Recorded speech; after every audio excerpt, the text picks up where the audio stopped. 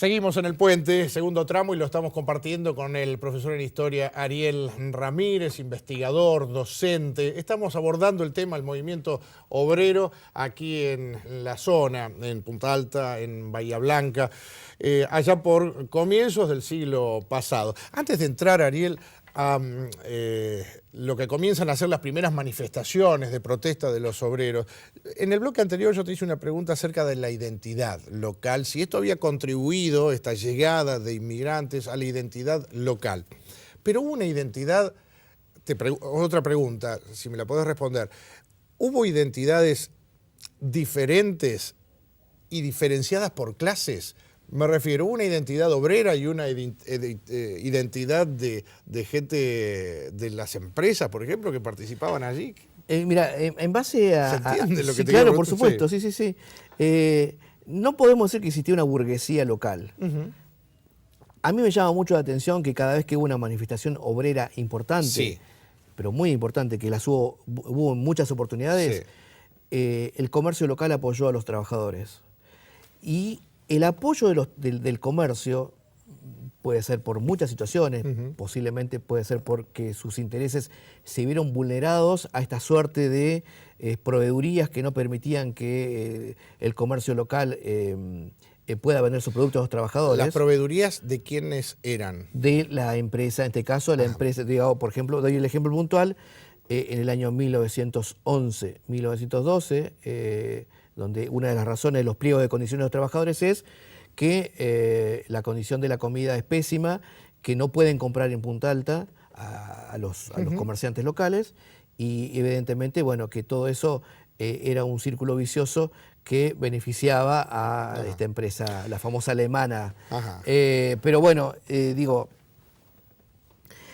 creo que la cuestión de la identidad es algo que se va conformando al compás del paso de los años.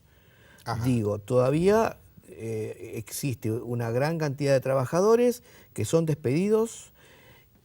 Podemos tener épocas donde hay 300 trabajadores, y hay, por ejemplo, trabajadores donde hay 700 trabajadores. La huelga de 1913, más o menos, entre todos los trabajadores del puerto de Arroyo Pareja, del Arsenal y de Punta Alta, digamos, constituye alrededor de unos 3.000 trabajadores aproximadamente, con, digamos, la sumatoria de los trabajadores de Bahía Blanca, haciendo un ciclo total, digamos, de manifestaciones con unos 6.000 obreros manifestándose. Ahí sí ya estamos hablando de movimiento obrero, porque Ahí allí ya estaban conformados, ya habían nacido los sindicatos. Los sindicatos, podríamos decir que en aquel momento se hablaba de sociedades de resistencia. Sociedad de resistencia, oficios varios, que se crea en el año 1912. Después tenemos los panaderos, que son los primeros.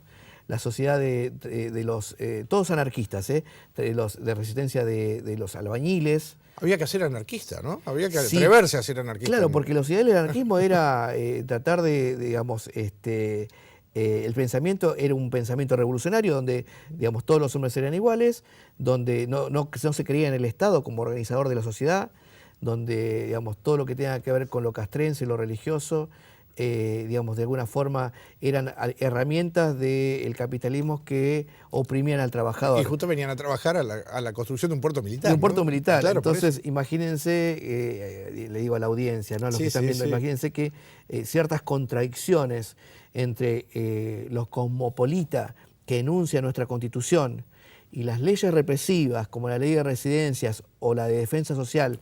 Ley de residencia en 1901. ¿Qué decía? Y bueno, que había que expulsar a todos los inmigrantes indeseables. ¿Y a quién se lo consideraba indeseable? Aquellos que atentaran contra estas herramientas de cohesión del Estado. Entonces, bueno, eran expulsados y bueno, la Ley de Defensa Social de 1910, bueno, digamos, de alguna forma viene a completar esta ley y para hacerlo sintético se expulsa a los extranjeros y a los argentinos se los condena a la cárcel del fin del mundo. ¿Cuándo suceden estas huelgas, me refiero? Estas huelgas tienen que ver también con una relación de lo que sucede a nivel nacional. Quiero ser sintético con ese tema. Conflictos comienzan a ver con gran frecuencia a partir del 1900, Sí. y que repercuten también acá. Una de las principales huelgas que repercute en Bahía Blanca es vinculada a los alquileres. También en esa época sucede la matanza de trabajadores en Ingeniero White, año 1907 por el comandante Astorga. Y cuando se produce los festejos de 1910, Sí. también esos coletazos de represión, digamos, suceden en toda esta región. Entonces los trabajadores son perseguidos por su militancia, y obviamente pensemos que la huelga como herramienta de reclamo del trabajador no estaba permitida, ¿no? El apoyo precisamente de los comercios, Sí. ¿por qué se hacía entonces a estos trabajadores? Los trabajadores reclaman... A estos inmigrantes, y etcétera, etcétera. Yo creo que tiene que ver quizás con lo que vos me decías, el tema de la identidad, ¿no? Y es una hipótesis mía. Ajá. Creo que la opresión, el maltrato, como ellos manifiestan en sus pliegos de condiciones, esos capataces feroces que los maltratan, Sí, que no sí. se les paga, bueno, que trabajan de sol a sol, hace de que la localidad de Punta Alta, y es mi hipótesis, insisto, sí. hizo de que haya una cierta sensibilidad de apoyo, ¿no? Claro. Y ahí podemos decir que digamos, hay una suerte de complejo de proceso de identidad. Claro. Es decir, bueno, esto es nuestro, estos trabajadores están en esta localidad. Y Comienza un sentido de pertenencia. Comienza un sentido de pertenencia. Claro. Ariel, Pero bueno, estamos en esa hipótesis, ¿no es cierto? está bien, es una hipótesis personal. Totalmente. Y toda hipótesis tiene que ser refrendada Refrendada. con documentación como corresponde. Ariel, voy a leer parte de tu trabajo, porque en esta huelga que vos me hacías mención, de la huelga grande de Arroyo Pareja... La de dice, 1913. bien, todo el comercio local cerró sus puertas, escribís, en solidaridad con los trabajadores o en la huelga de ese mismo puerto. Y sigo más abajo, algunos prostíbulos no atendieron a su numerosa clientela, y lo pones entre comillas, y a instancias de sus pupilas, también entre comillas, medida que seguramente disgustó a más de uno. ¿Hubo huelga de prostíbulos en apoyo a los trabajadores? Sí, y voy a hacer una pequeña corrección. Por favor, fue el año 1914, un año bueno, posterior, bien, sí, que sí. fue una huelga también de importancia. Y me llama la atención, porque esto lo menciona, no la menciona la prensa comercial, lo menciona la prensa obrera. Ajá. Y como todos sabemos, Bayer, el gran historiador, cuando hace sus relatos de la represión y las matanzas en la Patagonia, comenta un hecho que sucede mucho tiempo después, Sí. que sucede en Punta Alta. Sí, las mujeres, y bueno, estamos en un tiempo donde sabemos que el tema de los prostíbulos es una cuestión que es eminentemente repudiable. Pero en aquel momento ustedes piensen la cantidad de barcos acorazados que llevaban cientos de hombres, ¿no? Que llevaban gran cantidad de personal, y bueno, evidentemente los trabajadores,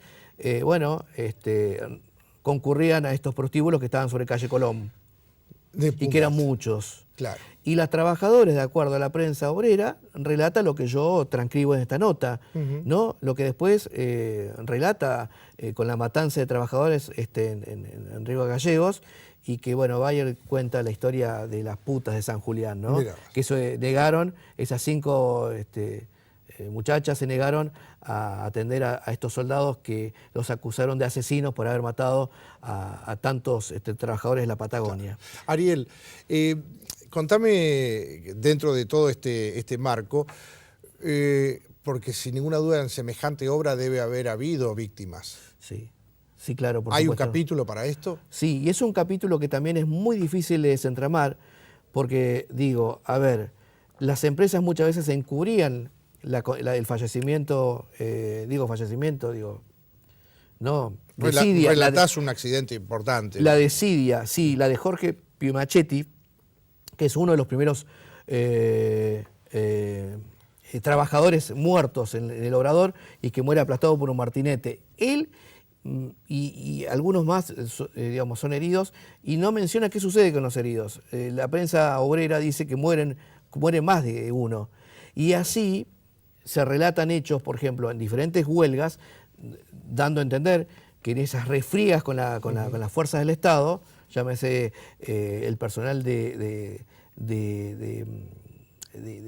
infantería, antiguamente tenía otro nombre, artillería de puertos, algo así, Sí. y la policía o el ejército. Bueno, dice uno de los diarios, La Protesta, un diario fundamental para entender o comprender el movimiento obrero, que posiblemente muchos de estos obreros hayan sido enterrados bajo los terraplenes o en la arena en los médanos de las obras de construcción. ¿Quién iba a reclamar por un trabajador, un austrohúngaro? ¿Quién iba a reclamar por un italiano que estaba solo? ¿Quién iba a reclamar por un holandés, por un griego, ¿no? Claro. ¿Quién iba a reclamar por ellos si no tenían quienes, digamos, de alguna forma reclamen por el cuerpo de ese trabajador? Ariel, cuántos conflictos, ¿no? Muchísimos. A principios del siglo pasado, sobre todo este tema. Qué trabajo arduo el tuyo, ¿no? Y que se van a extender durante varios capítulos, en Claro. varios Obviamente momentos. que estamos sintetizando al máximo todo Y esto. yo le pido... Ojalá alguien, como yo siempre digo, ¿no? Ojalá alguien te banque económicamente un libro de todos los escritos que tenés, porque realmente sé, por supuesto, de tu trabajo y de la pasión que le pones a cada uno de ellos, ¿no? Así que ojalá algún día todo esto que tenemos acá se pueda ver encuadernado. Bueno, te agradezco. Bueno, pero salimos a la calle, Ariel. Bien. La otra pregunta es, ¿recuerda usted algún conflicto importante de obrero acá en Punta Alta? Vamos a ver qué dijo la gente. Bien. Dale, a ver.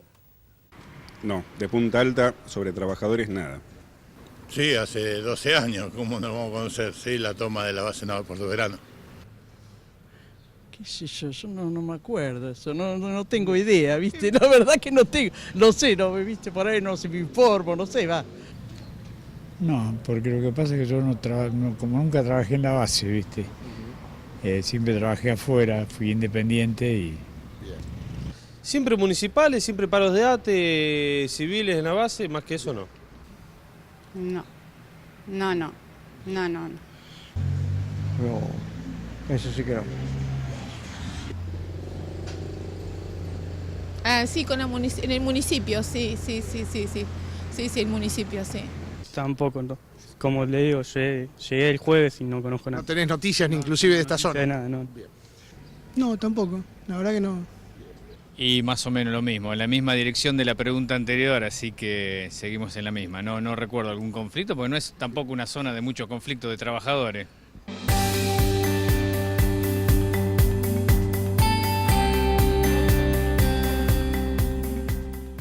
Bien, parte de la respuesta, Ariel. Te quedaste con la última, ¿no? Me quedé con la última. ¿Por qué? Y porque, a ver, esto... Se te iluminaron los ojos cuando tiene, escuchaste. tiene que ver con el campo de estudio de los sociólogos, Ajá. ¿no? Tiene que ver con otras ciencias que excede el marco, obviamente, de la historia. Digo, yo me pregunto, y simplemente hago esta reflexión, digo, ¿qué hace que una sociedad tenga un recuerdo tan acotado? Que hace que una sociedad, digamos, haya momentos de la historia que, digamos, no los considere importantes? O volviendo a una de las preguntas iniciales, digo, lo que yo te decía, ¿qué sucede con aquellos que escriben la historia? Te iba a preguntar por el rol de la prensa. La prensa... Pero bueno, anexalo a tu relato. La prensa es fundamental, porque fíjate que en toda la charla creo que una de las herramientas que he utilizado para la reconstrucción y las posibles interpretaciones de los hechos sucedidos tienen que ver con el rol de la prensa, pero no únicamente con el rol de la prensa, sino que también instituciones como, por ejemplo, el Ministerio de Obras Públicas, Infraestructura, la justicia, la policía. En todos ellos encontramos rastros, marcas de ese pasado que de alguna forma se ha silenciado. ¿Marcas o marquitas? Por eso justamente. Claro, yo a veces trato de representarle a mis alumnos cómo a veces un historiador tiene que reconstruir la historia y a veces tiene retazos de un hecho. Y a eso, además de las cargas ideológicas y además de esas cargas ideológicas y pensar también, digamos, qué función puede tener uno como historiador para poder interpretarlas, bueno, hace que muchas veces los trabajos, digamos, tengan esbozos de muchas preguntas más que respuestas, ¿no? Tenemos que ir a la pausa, Ariel. Me quedan algunas preguntitas de esto y después quiero pasar rápidamente al tema de la inmigración. Y creo que está muy anexado a esto que estamos hablando, del movimiento obrero. Ya sí, movimiento obrero, ya hay sindicatos creados y demás. Sí, cómo no. Ya volvemos en El Puente.